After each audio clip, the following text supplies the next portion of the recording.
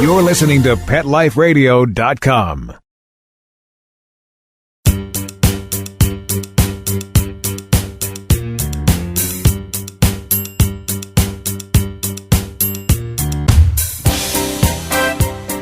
Good day, good day. Welcome, welcome. It's Jamie Migdal, and I'm your host on Pets Mean Business on Pet Life Radio Network, and I'm really happy to be here with you guys today. Hope that you're getting a lot out of the show. If you have any questions, if you have anything that you want to ask, questions in general, or any comments that you want to make, or if there's anything that you need in relationship to the pet industry and building a career or changing jobs or building a business, please, by all means, always feel free to reach out to me, Jamie at PetLifeRadio.com. In the meantime, let's talk about the show. Now, if you've been listening, then you already know what the show's about. It's about people and pets and how they intersect in the world of business, because this pet industry that I've been in for 20 years is massively growing to the tune of, at the end of this year, we're looking at an excess of a $60 billion industry. Billion. And, as I always say, that number doesn't come from nowhere. It comes from people's passion for pets, people's ideas around innovation for pets. There's just a million ways. Okay, how about a billion ways? In fact, 60 billion ways that people are making an impact in pets' lives and also making a living doing so. And that's the whole point behind this show is, what is that intersection? Who are these people behind the dollars? How are they doing things? How are they taking their passion and turning that into a profession? And Pets Mean Business is aptly named because it really is about pets and business. And so we have awesome guests on the show, if I must say so myself. They're awesome. They're like these incredible entrepreneurs and innovators and animal welfare professionals. I mean, they're just doing mind-boggling work every day, and it's cool. And I love that I get to talk to them, and I love that you get to hear them, and I love that this is just the opportunity that this show gives a platform for that people can talk about how it is to build a business in an area of passion. So today is no different. We've had, like I said, we've had so many different kind of folks on the show. We've had a couple of authors, and today is another author. And this author is exciting because I actually met her at a conference a couple of months ago. She's a beautiful person.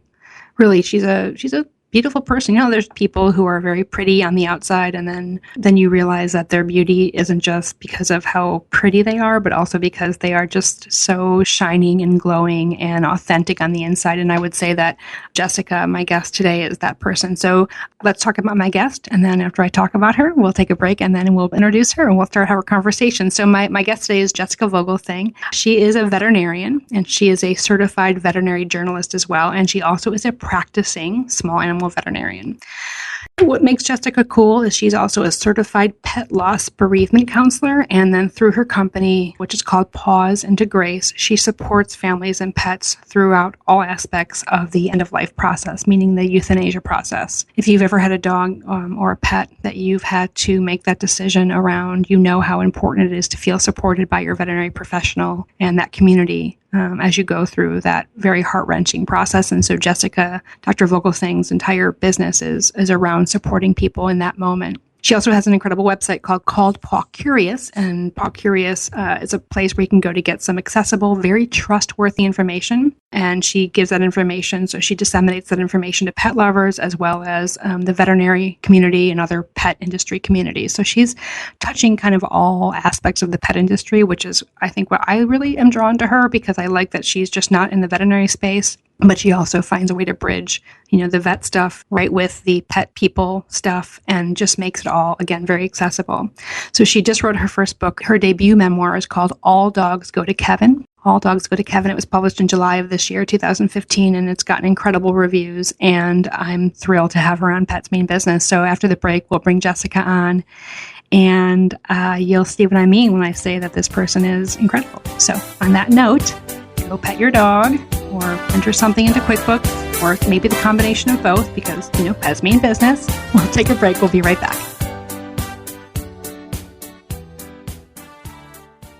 People say less is more. At Red Barn, we think less is better. It's what you won't find that sets our natural premium pet food apart. No byproducts, no corn or soy, no fillers. Just the natural ingredients your pets need to live the healthy life they deserve. Look at the label. We want you to. Red Barn Naturals Pet Food. Simply the best. Find it in your local pet specialty store. Try our chicken rolled food as a meal or shredded as a topper. Let's Talk Pets on PetLifeRadio.com.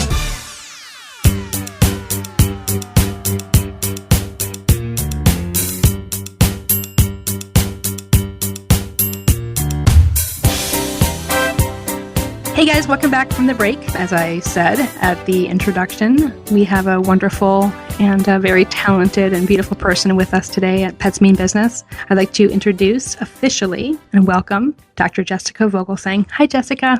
Hi, how are you? I'm good. Hey, do you want me to call you, what do you like people to call you in this kind of environment? Do you like Dr. Jessica, Dr. Vogelsang? What do you prefer? Jessica or Dr. V, either one I'm perfectly fine with. Okay, I will go with, can I go with Jessica?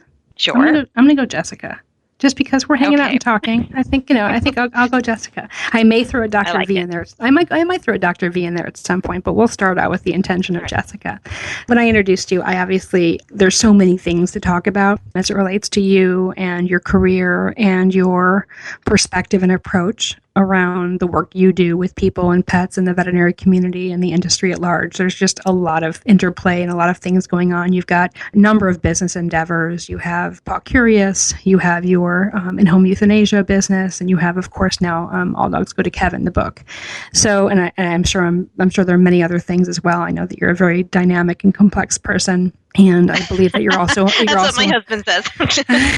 It's a true statement. And you're a mom, correct? Yes. Yes, you're a mom. Yes. And so you have a lot going on. And yet I think the thing that when I met you, where did we meet? I think in Vegas. Yes. When I met you, the thing that really stood out to me more than anything, and I was kind of nervous to meet you. I don't know why. I mean, I know why, because you're really an impressive person. You're a very impressive, very inspirational person. And I, was nervous. And what really struck me is that you are incredibly authentic, and authenticity is such a core value for most people. And I think people really work hard to try to stay and be authentic and stay in that place. But my experience with you is that comes very naturally to you, and that you have found a career that you can just be yourself in. What do you think about that when you hear that? Yeah, well, one, thank you. I really appreciate that. That has been important to me for my entire life. And I think particularly in veterinary medicine, where you deal with maybe a lot of distrust in the community, people have perceptions about what vets are about and what our priorities are. And it's very, very important for me to sort of combat that with what I say and even more with my actions. And I always find it very ironic that I have always made the choice between success and authenticity. I've always sort of played the long game and gone with authenticity, which is hard for maybe some people to understand. But thank you for recognizing that, because it matters more than anything. You're welcome. Can I ask you, when you say you went with the long game, and in terms of choosing authenticity over what? What was the choice? When I write, it's always been important to me on Paw Curious that I be honest, and I sort of what I think is a nuanced exposure or discussion of topics. And so if we're talking about vaccines or nutrition, I always give my honest opinion. And the honest opinion is sometimes boring when you say the answer depends, there's right and wrong, there's different ways to do things. And that's not what really sells. And so I've always had people say, your following could be so much bigger if you took a hard line and said, vets want to throw you under the bus, vets are killing dogs, vaccines are killing, you need to do this, you need to do that. But that's not who I am, and so when I talk about playing the long game, I think I could have really grown my blog, which was my initial priority when I started it in 2009, maybe much more quickly if I were controversial, but it would have been at the expense of the authenticity, and it wasn't worth it to me. So I'm glad I didn't make that choice. Thanks for describing that. Actually, that is a really nice way of saying that you're real, and that you put people. I mean, you just described that so beautifully. You're very eloquent. That you really do put people and pets first. So I guess when you think about putting people and pets first, which clearly is your whole goal, professional goal, that seems very clear to me, and I'm sure clear to all of your fans. How does that play out in the business of euthanasia? So That's a big question. I know, it's Jess. I know. right. No, it's fine. And I spend a lot of time thinking about it, because I think end of life decisions for your pets, I've come to the conclusion that it is sort of a practice for the people in your life. It's its own thing, but it's also practice for these other decisions. And so you learn a lot from these experiences, but it also is sort of its own little experience in that we have this option of euthanasia, which in parts of the country we don't have for people. And so we are asking people to make this incredibly difficult, intimate, personal decision to decide the place and the time where their pet makes this transition. And it's incredibly hard for people. And, we're asking them to take into account so many things with pets. It's not always just about the medical. Sometimes there are financial considerations where you have a pet that has terminal cancer and maybe there's an option for chemo, but it costs $8,000. And so there's so many different things that come into play for people. And it really sort of starts this pinball machine in their head that they can carry forward for the rest of their lives with grief. And it's so frustrating to me when I hear these stories and I realize they're going to the vet clinic and, they have a 2-minute discussion. It's a conversation that can only work if you have it much sooner than when most people start the discussion. And that's a real hard stepping point. Okay, so that's actually really interesting what you just said about when the discussions start taking place. I mean, people, I have a friend who 4 days ago just adopted a puppy, right? And she did so. I'm sure you hear these stories all the time, so just bear with me for a moment. She she lost her dog 2 weeks ago to liver cancer. Yeah, I mean, very sad. He was 13 years old, and it was a quick diagnosis, and it was a very quick decline. And she did opt for in-home euthanasia. And it was according to her, I wasn't there, unfortunately, but it was a very beautiful experience for what it was. But I find it really interesting because there's this starkness to her watching what she has just gone through in the last 2 weeks. She went from making the end-of-life decision for her dog and then brings this puppy home, right? This very young little hound puppy that she adopted from a local shelter here. And it's funny because anyone that's like in the multiple pet world where you lose one pet regardless of how that happens, and then you go to your next pet, it's like you just have like a memory erase. And and I find that, and how do you support clients when, like, what am I trying to say? I feel like when the decision or the time period comes where someone has to be thinking about this decision, they've never thought of it before because they've lived that entire pet's life out in almost oblivion. And I say that in joyful oblivion. I'm not saying that in a negative way. And then all of a sudden, one day, they realize that this is happening. And like, I find that's not the same with people. Like, we know that there's a transitional point in people's lives where they get older or they get sick. Like, we kind of have the expectation of death. But I feel like with pets, that expectation of death is just complete. We are all in denial about it until the moment that it happens. What is that exactly? Well, and I really think a lot of it sort of comes from human culture as well. Back in the old days, you used to understand that end of life and death was part of life. And you had family, you had community, you had spiritual counselors who helped you through that process. And here in the West, that's really kind of disappeared. And so your counselors are medical professionals and they have different goals.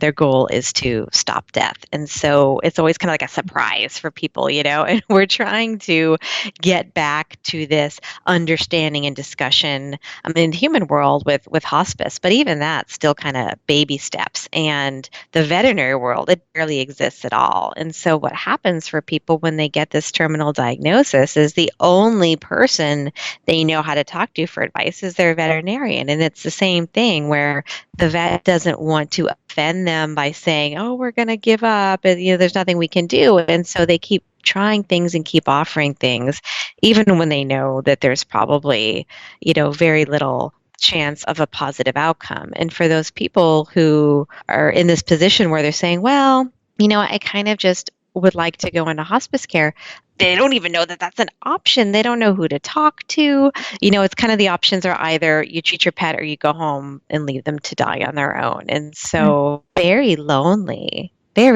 for people. And it just breaks my heart. So is that how you got involved with doing the bereavement counseling through the Association of Pet Loss and Bereavement? What came first, the chicken or the egg? So did you get involved with that organization because you had already begun the in-home euthanasia business, or did you get involved with that and then start the business?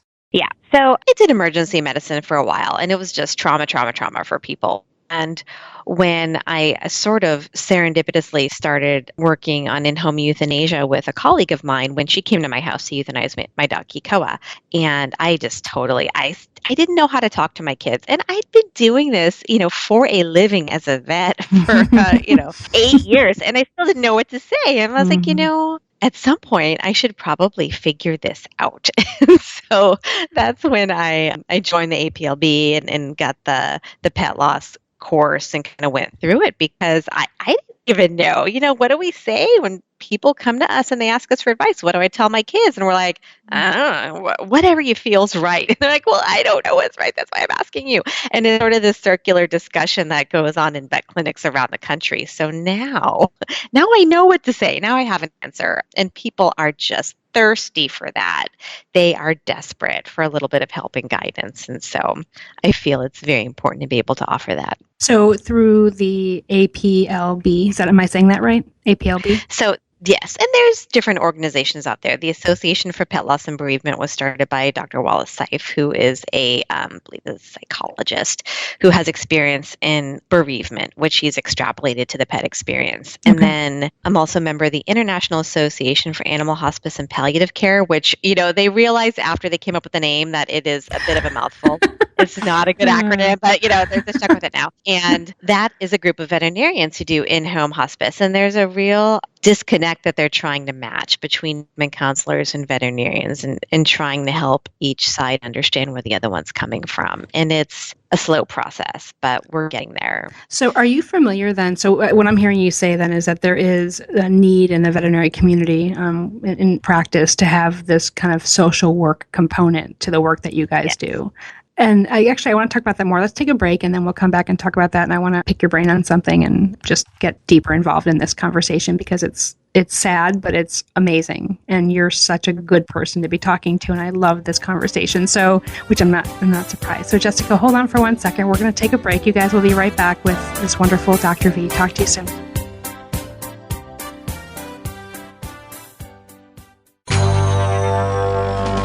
It's designerpetsweaters.com. Hand-knitted designer sweaters for your precious pup or cool cat. Beautiful couture patterns for your pets, including custom-knitted formal wear, casual wear, yachting, and even sports-themed. Many designer pet sweaters include feathered tammy hats, top hats, and a lot of sparkle.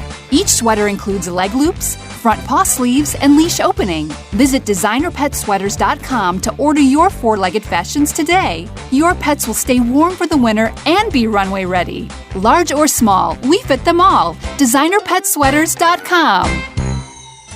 Looking for the best advice on pet health, safety, and travel? Connect with the Pet Lady. Dana Humphrey, also known as the Pet Lady, will surely be in a city near you real soon. She will be spreading the good news for pets and pet lovers, from tips on dog and cat care, pet industry trends, and the best events for you and your four-legged family members. Need a great gift idea or insights on the hottest pet gadgets? Simply follow the Pet Lady on Twitter at PetLadyWorld. You can also learn more at The Pet Lady at thepetlady.net. Let's talk pets Let's talk pets on Pet Life Radio. Pet Life Radio. PetLifeRadio.com.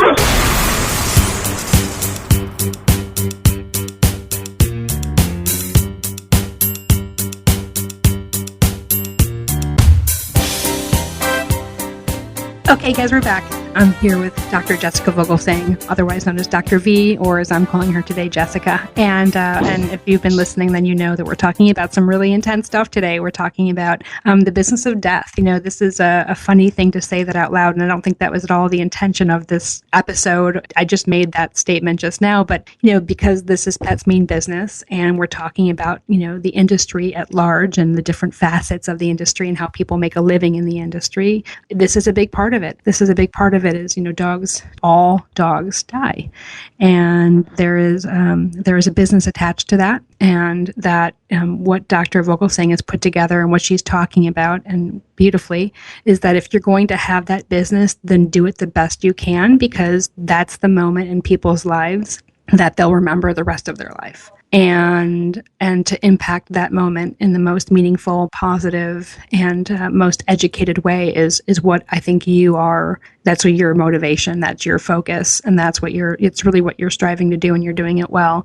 And it's beautiful. It's really amazing. And by the way, I've used every pet that I've had to euthanize. I've done it at home every time. And awesome. Yeah, and I feel very. I mean, it's not awesome that you do.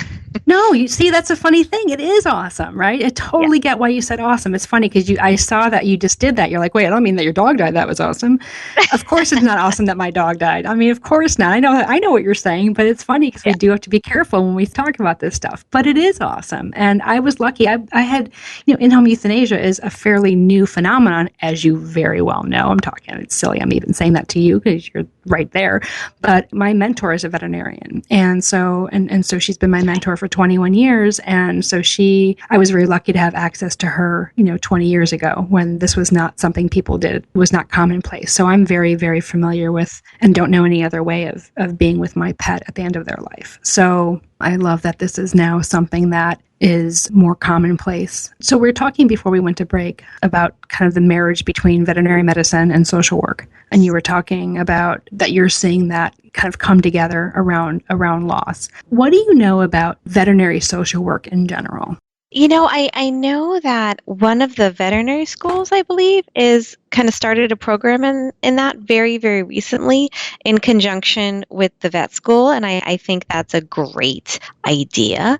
I mean, it seems clear to me, it seems obvious that the big specialty hospitals and the teaching hospitals would be the natural place for that sort of thing to start. You have these people who are already very, very vested owners because they've gone to these facilities, and they're probably really likely to be having a difficult time with any losses that they're experiencing, and there's nothing. So just taking social work and applying it to the specific issues of veterinary medicine is a great idea, and I hope we see. But as far as I know, it's sort of like a baby program that's just being developed right now. So it's on the horizon. There is a woman here in Chicago. Do you know Kelly Ballantyne? I don't know if you know who she is, Dr. Kelly Ballantyne. She hasn't quite passed her board yet, but she's a veterinarian here in Chicago, works in a behaviorally focused clinic here. And they brought on a woman that is a social worker and is helping people doing some veterinary social work. But she's doing it around, well, this is the interesting thing. And that's why I'm asking what your knowledge is of and what your opinion is. She's doing it around pet behavior problems. Oh. Yeah. Interesting. Right. In fact, I'll connect you with her because I can't believe I haven't thought about this before. You should know her. Her name is Kristen Baller. She's the social worker that's working with Dr. Ballantyne around the behavior problems. And she runs some behavior problem support groups for people who have these. I mean, it's right. I know. In fact, she was a guest a few weeks ago. So when you get a chance, you should definitely listen to that podcast. And either way, I'm going to make the introduction, of course, but I think that you'd really enjoy hearing what she had to say. But it's interesting because this is now you're the second guest that's been on our show that is really looking at pets and looking at the owner piece more than the pet piece. Not that you're not looking at the pet piece, not more than, but in addition to, in a meaningful way, recognizing that there's a need to support people when they're going through things with their pets beyond the obvious. Yeah, and the thing that's been really interesting to me is that now that we have these resources, right, we have all these great resources lined up, and people don't want them, because we've been so conditioned to think that, oh, it's not a big deal, it's just a pet, you need to get over it, that they don't even want to admit to themselves that they're going through this grief. And so offer people help, and they say, no, we're fine. And because they think that accepting that help means that there's something wrong with them, and I kind of did the same thing myself. Like, I wouldn't go to a support group. I was for weird people that are way too attached. And that's just, it's such a sad misperception, because there's a lot of help that can be offered. But that's sort of the other part of the puzzle, is not only making it available, but hooking it up with the people that would benefit from it. So how do you reach So what's your work and what are you doing in terms of, getting the word out to the veterinarians, getting the word out to the veterinary community that this is a thing?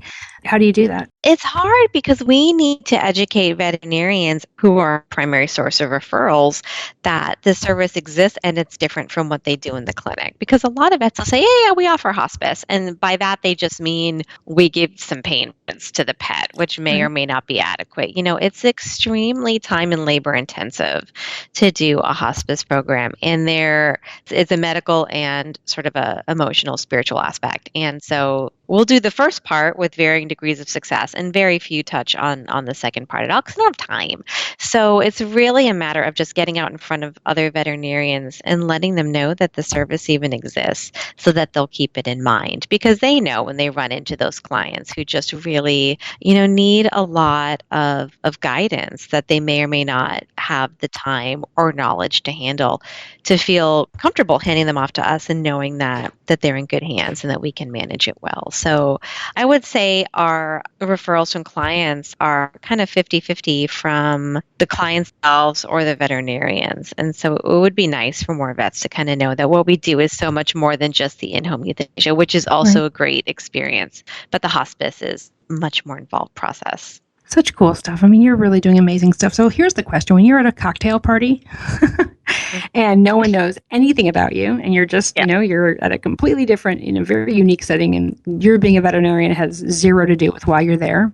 And people say, hey, nice to meet you. So what do you do for a living? What do you say? What's your elevator pitch? Yeah, I just start off with saying I'm a veterinarian because it really freaks people out if you just jump right on in. And say I'm an end-of-life, I euthanize pets for a living. Like they just don't know how to process that. So I need to give them a minute to process me and to know that I'm not a scary person. And then they'll follow up and say, oh, where's your practice? What do you do? And then I say, oh, I do end-of-life care. And then there's this long pause and the mood gets dark in the room. And they're like, wow, that's so sad. And it's just like this gray pall. And that's because that's how we deal about death. Like it's always a pall and it's awful. And, and I say, well, it's like great. It's like, what an incredible honor. Like we have these parties and we honor the pet's life. We blow bubbles. And then it's just sort of this, record screech, that sound effect. We're like, what? It's okay to smile. And it's just a different mindset. So I have to be careful. I'm giving a talk to a group of pet sitters next week about helping people with this process. And the initial, I think, title of the talk was pet bereavement for clients and caregivers. I'm like, that's so setting the wrong tone. So I'm like, can we rename this? I'm like, how to be a good death fairy? Like that just is a little bit more I do. So if I could tell people I'm a death fairy, then that would be okay.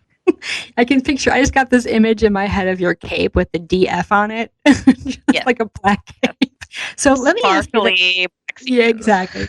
How do you take care of yourself? I mean, you're seeing people in some cases on the worst day of their life. And listen, you absorb that somehow, some way. That's getting into your psyche. That's getting into your spirit. What do you do for yourself? I know it's a personal question, but I want to know. Well, no, and I think it's really important because it's a very, very easy. People in the pet industry are so much more prone to compassion fatigue to begin with, just because of who we are and what drives us. And so I never would have been able to get into this if I hadn't have already sort of hit burnout with regular practice. And the whole idea of setting limits is absolutely positively 100% vital. This is work that I do and I love, but I know when to turn it off. And you really have to make a conscious decision to do that. I know how many days a week I can handle it. I know and I say no to people all the time. And, sometimes they're disappointed, but I also know that there are other people who can do this as well. And so I just can't internalize that. When I go there and I'm there for a family, I'm 100% there for them. Because as soon as you come in and you're feeling pressured and resentment, that's when it starts to come out of you. So you have to be okay with setting those boundaries and knowing that who you are is primary. And this is only sort of a secondary facet to that. Do you exercise? Oh my gosh, yes. Yeah. And that was, before I had kids, I was, focused on work and blah, blah, blah, going full bore. And then after I had the kids, the focus was on the kids. And I finally was like, look, I gotta start taking care of myself. And so now I'm a spin junkie. And I get cranky when I don't get to do it, but it is my time. And I don't let. That's just so inspiring. When do you do that? In the morning, in the evening? When do you make that time for yourself? I'm a morning person, so I usually try and get it done in the morning so I don't have to worry about it for the rest of the day. But it is, you feel guilty when you're a parent. Yes. I'm like, oh, I really need to get this done. I want to volunteer in the kids' room and da da da. And it's been it's sort of like the mind switch for me was realizing that taking care of myself allows me to be a better caregiver to others, and getting that that's a real, true thing. I owe it to them to do this for myself. I'd love to hear this. Intellectually, it makes so much sense. But I really, and I know lots of people struggle with this. I really struggle with that. Every day I feel like I've been given X hours to do things, and I typically want to do, and I definitely come last. Although some would argue that the things that I do are, the long game, not putting me, they are for quote unquote me at the end, but not really. I mean, I just feel like if I make the choice to go to yoga for an hour and a half a day, that's an hour and a half less a day that I could spend, obviously with my daughter face to face, but, getting, thinking about cool new lunches I can make her and organizing her closet and, whatever. It just feels like that's what I should be doing and not going to yoga. But I'm glad to hear that thank you. I need to hear you say that. I need to know that that's what people actually do when they're being healthy and taking care of their life in a meaningful way. It is very interesting because when you get to that point where you can step back and look at things with some perspective, I guess you would say I'm in a much more selfish place now. Using that, and I don't think. Yeah, I know what you mean. I know what you mean. I'm in a selfish place now in terms of I work less. I cut back on my kids' activities. Like, I just don't have time to take you to 17 different after school things right now. I go to the gym and I do that rather than going into the classroom 5 days a week. But I am so much happier and the kids are happier. And when I was, the selfless person who worked 50 hours a week and was always available, I was a lot more miserable. And so were the kids, it was just brutal. Right. And so what are the lessons that we're teaching our daughters? That you are expected to sacrifice everything for someone else, or that you are worth taking care of yourself? And I want her to grow up knowing that. And I want my son to grow up knowing that he better support his wife and help out in the kitchen, stuff like that. So it's also about the role modeling. Yeah, I'm sorry. I'm totally crying. I cannot. I'm crying. Who it is. It's do it. Go to yoga. Who we are is who our daughters will be. And it's our responsibility to create strong and resilient and powerful women. And I think, part of that recipe, sorry, I cannot believe I'm crying. Part of that recipe is about teaching and modeling self-care. I'll tell you, I'm sorry, this is going to make you, this may or may not make you cry some more, but I think it's important. So I sort of went through this maybe 2-3 years ago and kind of made that change. And it was scary. It's always very scary. Quit my full-time job, went to part-time, did all this stuff. And we moved, which was also very, very stressful. And we ended up being a little bit closer to my family, which was nice because I hadn't been seeing them that much. And so the last couple of years, I've been working on the hospice. I have been building all these things together. I spent a lot more time with my mom. And she passed away in June. And I'm still here. I don't know that I could have managed that whole situation being the person that I was a couple of years ago. So the strength and resilience that you built, you're going to need it and you won't know why until it's already there. So you got to kind of start putting that in the bank now, because life's going to happen and there's going to be points where it really sucks. But it gives you this foundation that we all need, because you all know what happens. I mean, when you go through that stuff and you're in a bad place, it gets ugly, things fall apart. It does. They do. So this is it all feeds into the same system. And you really, I mean, here's what, again, this goes back. Thank you for sharing all of that amazing stuff, Jessica. It means a lot to me. I love that I just really love this conversation in general, but I think it's very apropos of everything.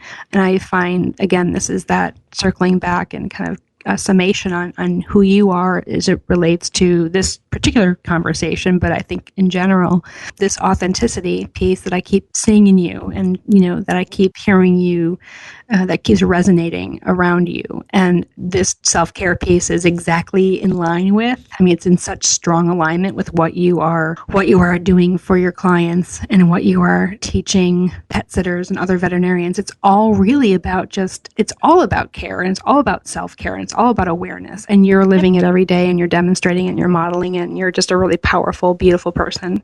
Powerful, beautiful person. If people wanted to get a hold of you and learn more about you, do you want to share, your website? We'll have all of your information on the page, the Pets Mean Business page. I couldn't get it out. We'll have all that information for Pausing to Grace and Paw Curious. So we'll have all of that there.